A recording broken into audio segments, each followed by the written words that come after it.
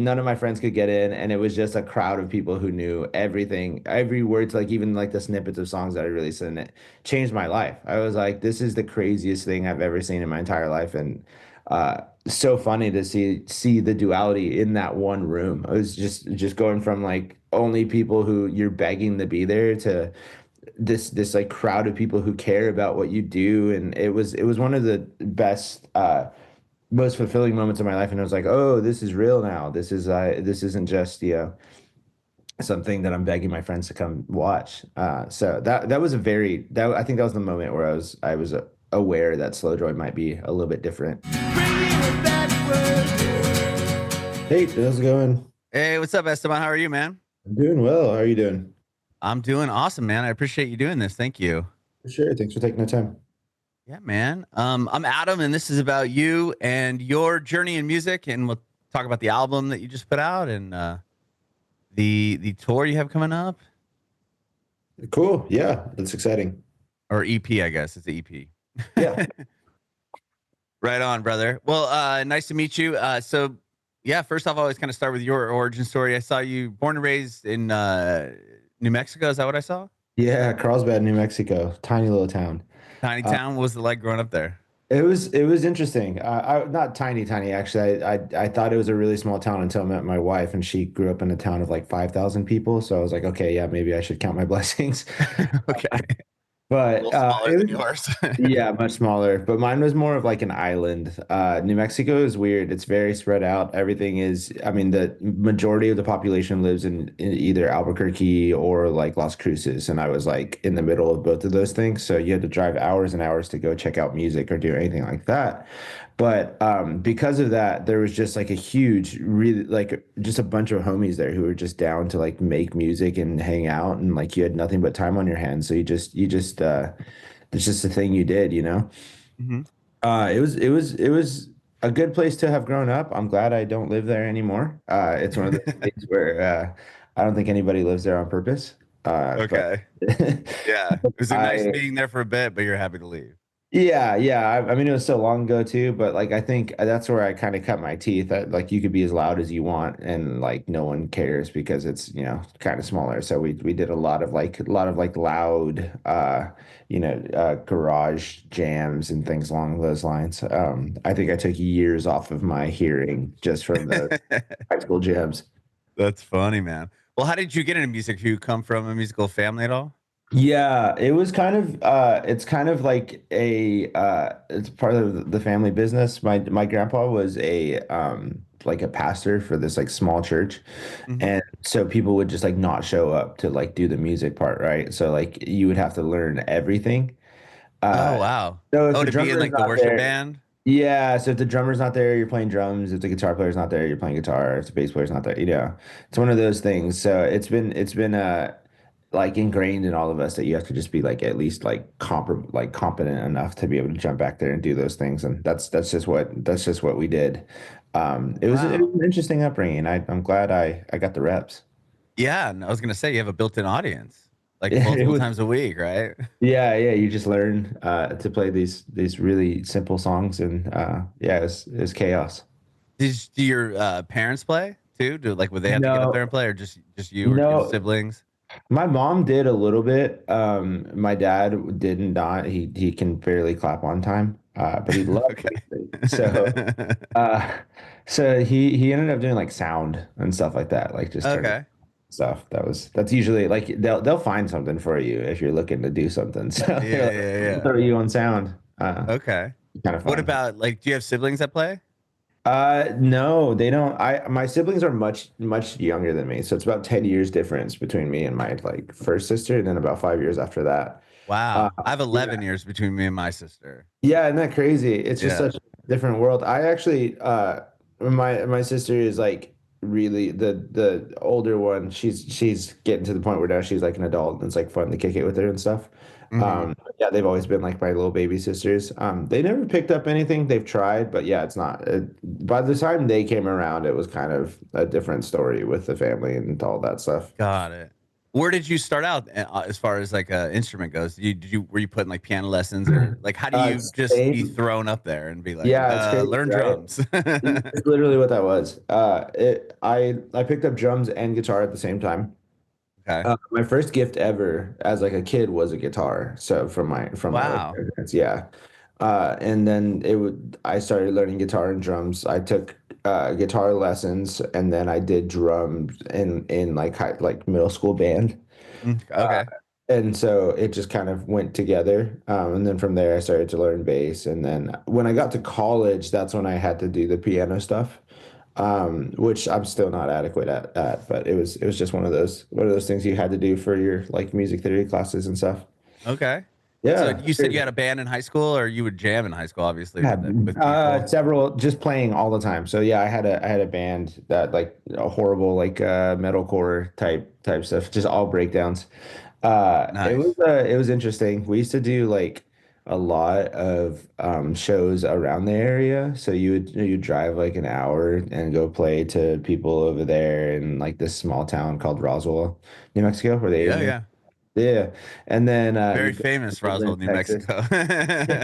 Yeah, it's crazy because it was funny. We would like book these tours, but it would be like Roswell and then the tiny town called Artesia and then like Midland, Texas, like just all like Q market towns. Uh, Q Market. and we thought we were the big time, you know. We'd like go hit Midland, the big city. But it That's was fun. so It funny. was really really great. I was like driving a trailer before I had my full license, like just dumb stuff like that. Yeah. Nice. You went to college for music? So it's interesting. So I actually went for to be like a preacher. Oh, And cool. then it didn't take. So I like under my last year, I was like, okay, well, let's just do like switch over to like music. And I did music for a year, and then like I couldn't take being over there anymore, so I ended up dropping out. Okay. I do say my claim to fame on that is I technically got kicked out for not going to class, but I'd like to say I got kicked out of the same school that Jerry Lee Lewis got kicked out of. Oh, Uh, nice. yeah, this is a way cooler story, but yeah, if we're talking about rock and roll origin stories, we got kicked out of the same school. That's funny, man. Where was Yeah. that in New Mexico?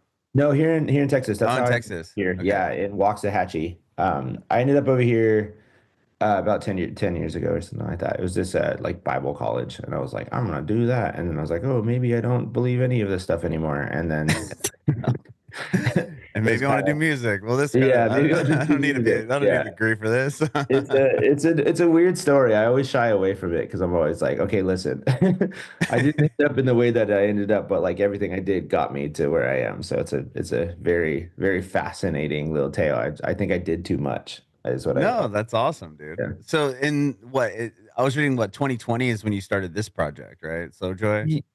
Like so really it was like 2021, 2022. Okay.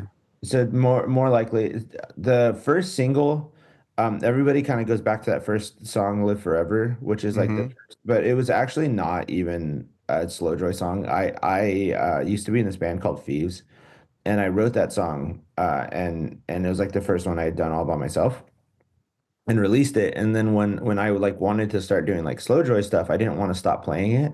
So I went to Dropbox and I or not Dropbox, DistroKid and I just added Slow Joy to the name. So it released on both uh Oh, okay. after That's what the I was gonna fact. ask. Yeah, because it shows Thieves is on here too. Yeah, yeah. So that So was your other band, but obviously you want to get that if that's your song, right? You'd want to yeah, put it on exactly. your And it own was like, I mean, profile.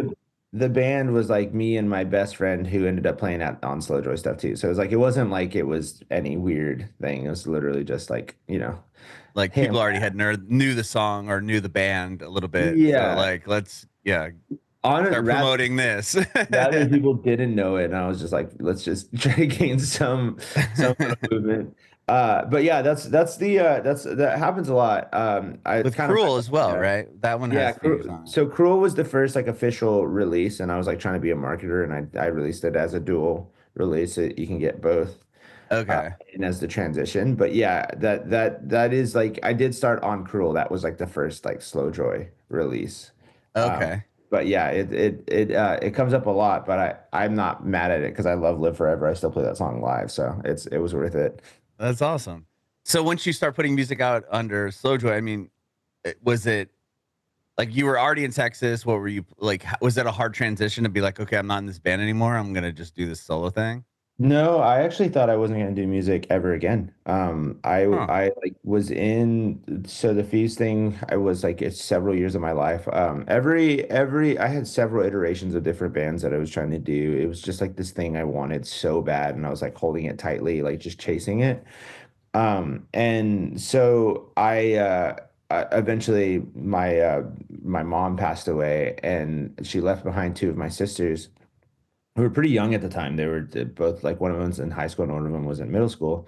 And Oh so my I gosh, man. thought I'm like sorry to I hear was that. gonna have to take care of them. Like that was my next role in life. So I quit doing music. I took up marketing and like did that as like a full-time job and was like never gonna touch a guitar again because it was so much of like a pursuit for me, not like a it was definitely not a artistic release. It was more like write the song to be to like get big and then do do that for a job. I just wanted it so bad. Um, so when I started doing like grief counseling, my uh, counselor like recommended using what I like already was using to like process emotion, and I was like, well, it used to be music, but I'm not pursuing that anymore. And she's like, well, why does it have to be a pursuit? Just use what you have. And Hmm. it was like a light bulb that went off. And when that happened, I started writing the actual like slow joy stuff. So like starting with Cruel and going into like Crawl 2 and stuff and just like really processing through the grief and the loss through that. And then I was like, well, I mean, people paid a lot of money for me to learn how to do marketing. Like I might as well use it on things I like instead of these like not great Right. businesses that I'm doing.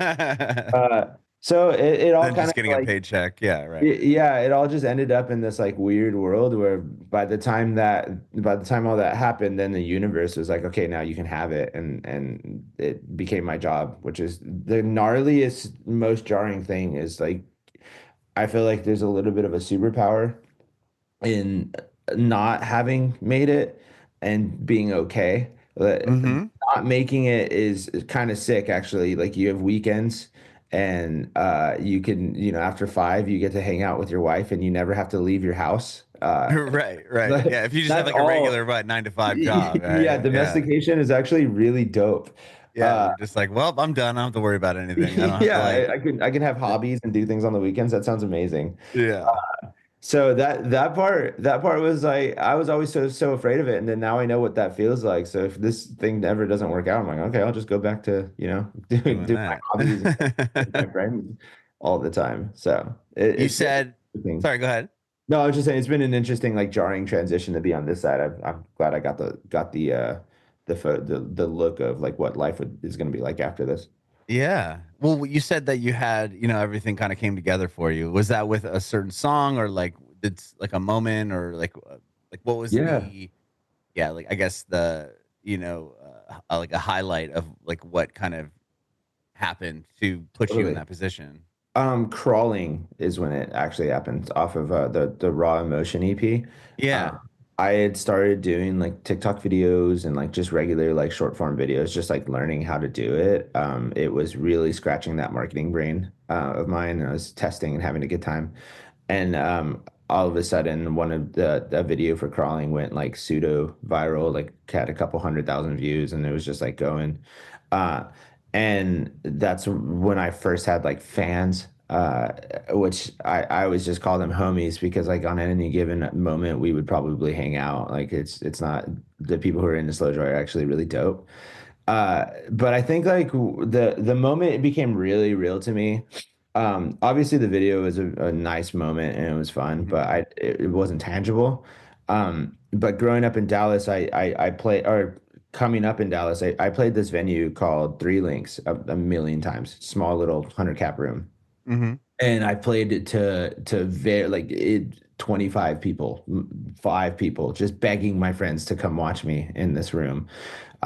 Just so many times throughout the years, right? Mhm.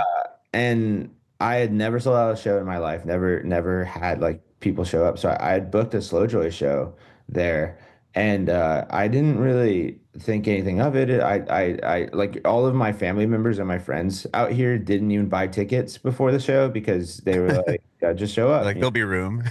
Yeah, exactly. And then we sold it out, and all of my Holy friends got shit. stuck outside. Like no one who actually knew me. They were all gonna show up late, do the regular thing, just bop in. Yeah. Like, Like what time do you go on? 9? Okay, I'll get there at yeah, yeah, I'll be there at 8:59. 8:45, and then sold out. None of my friends could get in, and it was just a crowd of people who knew everything, every word, to like even like the snippets of songs that I released, and it changed my life. I was like, this is the craziest thing I've ever seen in my entire life, and so funny to see the duality in that one room. It was just going from like only people who you're begging to be there to this like crowd of people who care about what you do, and it was one of the best most fulfilling moments of my life. And it was like, oh, this is real now. This isn't just something that I'm begging my friends to come watch. So that was a very that I think that was the moment where I was aware that Slow Joy might be a little bit different. That's awesome, man. That's so awesome.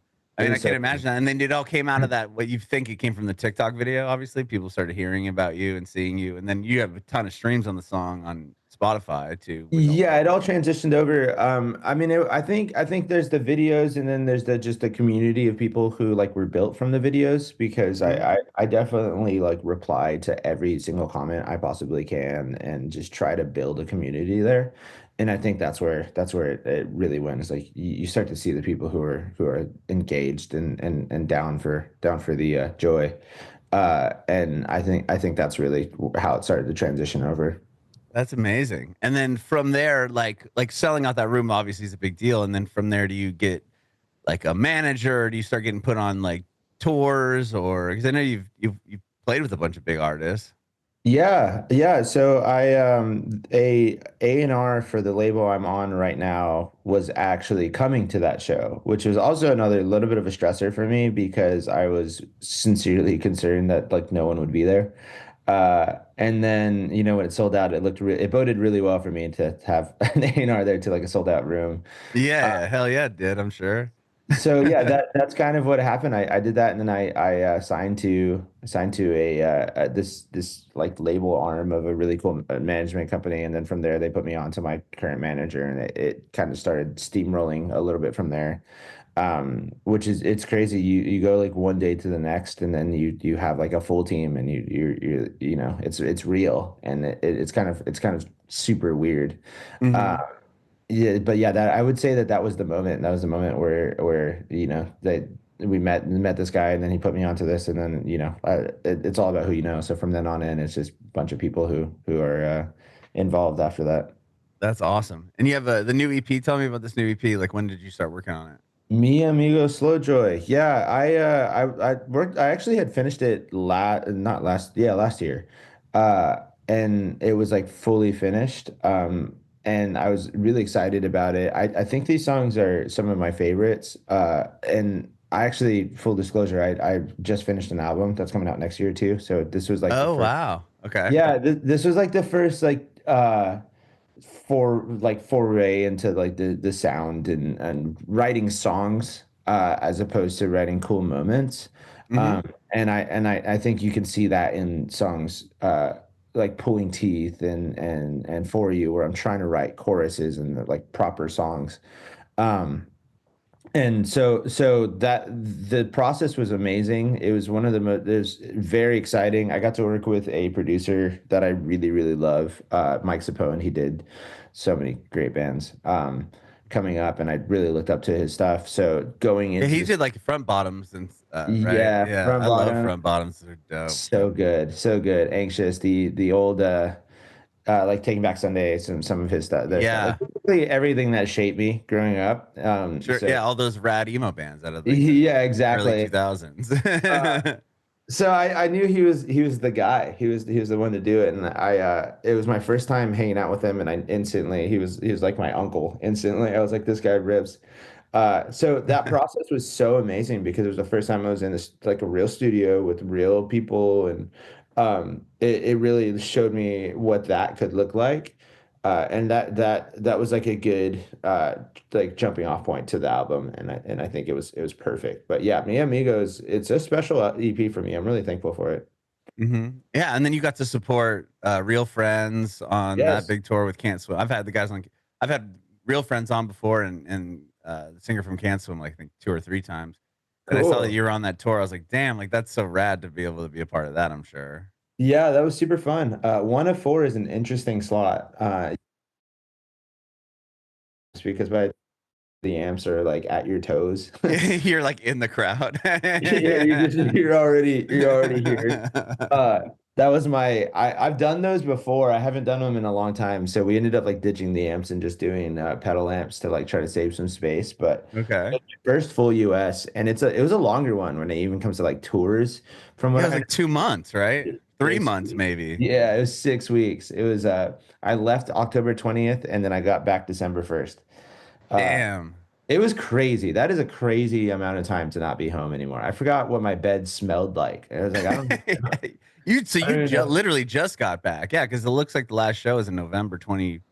Wait, no, No, no, it's December even 1st. December 1st. Yeah, in Yeah. Ohio. Yeah, last Holy week. shit. Okay, Yeah, so I did yeah, not work. you were gone forever. It You was that made it to the next page. I didn't even see that page. yeah, that's how long it is. It was gnarly. I saw a lot of cities for the first time in my life. And I saw like bitter cold for the first time in my life. I've always lived in these southern regions. Yeah. And it was a blast. It was cool to see how like real bands do it. And I learned a lot from just watching those guys do their thing. And it was one of those. I feel like every time I go on a tour, I like pick up something like to Hmm. actually learn. Like we didn't know just silly shit. Like sorry, if I don't know if I'm You can allowed. cuss. I've cussed a Okay. bunch of times. Uh, No one we gives a fuck. yeah, good. Sometimes I'll do it and then I'm like, oh, I hope you don't have to like edit and stuff. But we like No, silly we're shit not like KKXT. uh where like I didn't know that you had to own your own merch crates. I thought those just showed up at like venues and shit. So Okay. we had to go buy some at Home Depot, and it was just dumb stuff like that I just wasn't aware of that we're just learning how to exist. And it was fun. It was a lot of fun. It was really long and really hard sometimes, but I was really glad to have done it. That's awesome. And you got to play with some awesome bands too, so I'm sure they're big crowds and whatnot. Yeah, yeah. Always packed. Always yeah, watching the like I said, watching those bands, watching how like real bands do it was crazy. It was fun Yeah. to You said you feel got to go to some cold towns. I mean, Buffalo, New York was on there. I'm sure that was freezing. freezing Cleveland cold. Cleveland, Cleveland had freezing. the whatever the lake effect is. I don't even know, but that Oh was yeah, that's where my freezing. family's from, dude. It gets freezing up It was ccrazy. there. I was just like, I don't know about this shit. Take you back to the south. Yeah, take me to where the good tacos are. That's been the bit of Slow Joys. There's this it has to be studied, the good taco Slow Joy connection. Wherever you can find a really good taco, I usually do well in ticket sales. Uh, Oh, so I you don't must have know. sold well in San Diego. Yeah, cities like that. Yeah, I just That's where I'm like from. I can like sell out a room in Albuquerque for some reason. Like stuff like it's the weirdest thing. And so the further we are from a good taco, the less people who know Slow Joy. And it was just funny. I was like cold and I was like, take me back to where the good tacos are. Let's go over there. Funny, man. Yeah, So super fun. you have an album you've finished or you're just working on it now? Done. Yeah, completely Holy done. shit. Yeah, When did it's you have time to do that? well, the EP came out like In the summer, right? yeah, in the summer, and I was already working on the album by that time. We had already been talking about it Oh wow. then. Yeah, I don't like big lulls. It tends to be big lulls with like release strategies and all that stuff, but I like consistently like churning out stuff. So I started working on the album like pretty quickly, and had it finished. The majority of it finished was like I think King Cowboy was coming out while I was in the studio. So, Wow. yeah, May or something like that. And then I Okay. just went back to the studio for four more or three more singles, uh, like 2 weeks before tour. No So, way. So it's all yeah, done. You it's did the all audio done. tree thing too. That was what in LA? Yeah, no, that was in Chicago. Yeah. Chicago. Okay. Yeah, on a There's tour. one in LA too. I can't Yeah. remember what it's called. Maybe it's not Audio Tree. I think it's called Yeah, Jam in the there's Van or something. Maybe I don't know. yeah, that one, and then the one I really like is the Seattle one, the KEXP one. That's Yeah, like, yeah, yeah. Oh, yeah, yeah, that one's cool. yeah, anything Idols does, I want to do. I love Idols so much. That band's awesome. Such a good band. Anything idle. Yeah, but yeah, it was already done by that point. But now we're done. Like literally just in the last 2 weeks, finalized the mixing and it's in mastering. I shot the cover photos like the day I got back or 2 days I got back, and then yeah, we're cooking. I think the first release is like late February, something along those lines. Wow, man, that's awesome. Well, does it sound similar? I mean, obviously not gonna sound the same as the out as the Yeah, no, it's same EP, but producer. Yeah, okay. same producer. One of my best friends I co-wrote, or so my two favorite songs on Mi Amigo are Pulling Teeth and For You. Hmm. And so those are two of my best friends that I co-wrote those songs with. One of them, Josh, he lived in Nashville at the time and now he lives in LA. And then the other one, he lives here. And so I actually wrote a lot of the album with both of those guys. So it's going to be like the same fabric and I think just continue to elevate. I'm really proud of the music that we put together. Awesome, dude. Well, I can't wait to hear it. I love what you're doing, thus far. So, Thank you. Yeah. yeah, man. Well, I appreciate your time too. Thanks for doing this. Likewise. Thank you so much for taking the time and having this discussion. It was super fun. Yeah, I have one more quick question for you if you have a Yeah. second. I want to know if you have any advice for aspiring artists. Totally. Yeah, I would say it's kind of a superpower to be on your own. So just write and release as much as you possibly can. Just make as many things as you can and show your work as much as you can and try to build a community. That's what's really going to make the difference. I think a lot of artists think that if I just get this, if I just get the manager, if I just get the label, or all my dreams will come true. And the truth is, that's not how it is. What really happens is you got to get the community first. So get people invested in what you're doing and showing yourself. And I think that's how you build a long lasting career and you become like bulletproof to the rest of the team. And then once the team comes in, now they can make it even better. So just focus on that more so than anything else. Bringing it backward.